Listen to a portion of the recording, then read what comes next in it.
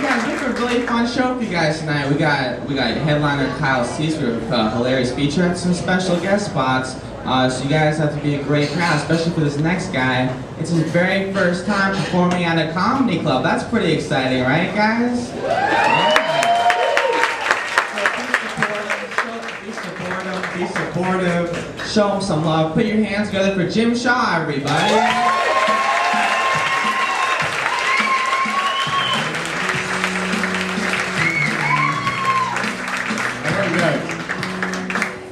Give it up for Taylor.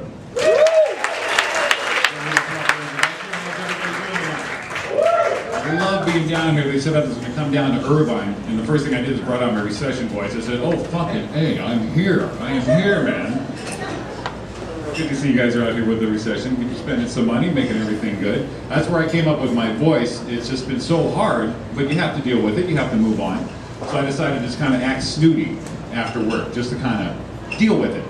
Can't do it with anger or anything like that. So after a hard day's work, I get home and I look at my wife and she says, how was your day? And I said, oh my God, it was ghastly. Just ghastly. Some son of a bitch cut me off. My headlight's falling off. Oh God. Give me a beer, bitch. I'll be in a yacht in the backyard. Oh man. I'm a little older where I've seen a lot of things going on in the world, and I figured I'd have a grip. More of an understanding what's going on, but really the commercials on TV are really kind of judging what's going on in the world. Really. First of all, if any commercial says, ask your doctor about, that's problems. Because I never ever would go ask my doctor about anal leakage. I kind of know what's going on with it. And now they're going to give you medicine that'll actually give you that to take care of another problem. Now personally, I would rather have heartburn for 5 hours than to wipe my ass every 5 minutes. And the Cialis and Viagra, we've already heard all these stories about them, but how they're trying to make you want it more is another thing for me. Cialis, now they say it's ready when you are. The daily dose.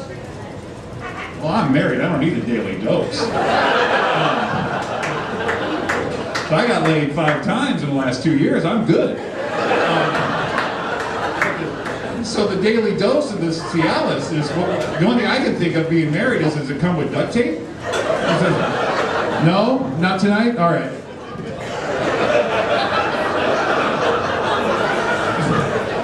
And really, what's with the 2 bathtubs and Cialis?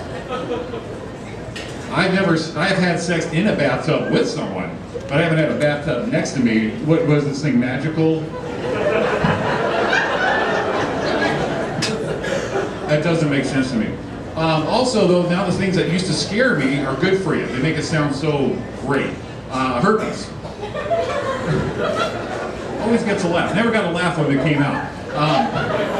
So I have the pleasure of coming into my own, we'll just say that. And right when I was ready to just spawn wild oats, they said, hang on, dude, we got a couple things to tell you. We got syphilis, gonorrhea, and herpes. Pill shot kill you. What's your last name?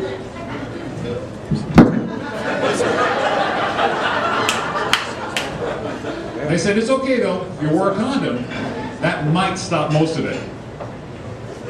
Well, there you go, clothes on, I'm a dry humper. I'm a reformed, former pro dry humper. And some of you out here know what I'm talking about, because dry humping was a shit back in the day. That was your move. That was your foreplay. Everything over the clothes. I didn't have to take anything off. It was awesome. In fact, if they made condoms now out of the old Buttonfly 501s, nothing would get through or in on those things. And it was like you didn't even need Viagra or anything for that, because with 501s on, there was no feeling. You could drop battery acid on your pants and nothing went through. But with something about a 501, there was no such words as premature ejaculation, no pregnancy. It was awesome, really. In fact, you asked my wife, I still dry hump. That's my foreplay. I'm standing in the kitchen with her and she just kind of feels me up against her. We're in. We're in. The worst part about it now is they make herpes sound like it's a lifestyle, Caribbean vacation. You know, there's the sunset, the lights, and herpes, me and you. I said, what'd you do for vacation? So I went to Hawaii. Oh yeah, I went to the Caribbean with my herpes. And And if they really wanted herpes not to spread, all they had to say was what the flare-up was. So they never brought a flare-up until they had the drug out for it. Now, I can imagine a lot of things, a lot of shit in my head. But a herpes flare-up, first of all, how's it get in your eye? I don't know how it gets in your eye. But I can imagine a lot of things with the flare-up. The only thing I can imagine is the worst thing possible. It could be like the Thriller video. You know, so honey, do you feel, honey? You feel like it? Uh-huh.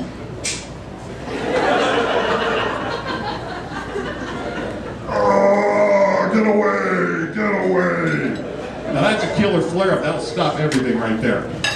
Right there. In fact, I was so paranoid about the herpes and catching anything. I don't have any kids. I never even got the call saying I could be, which was, I guess, awesome.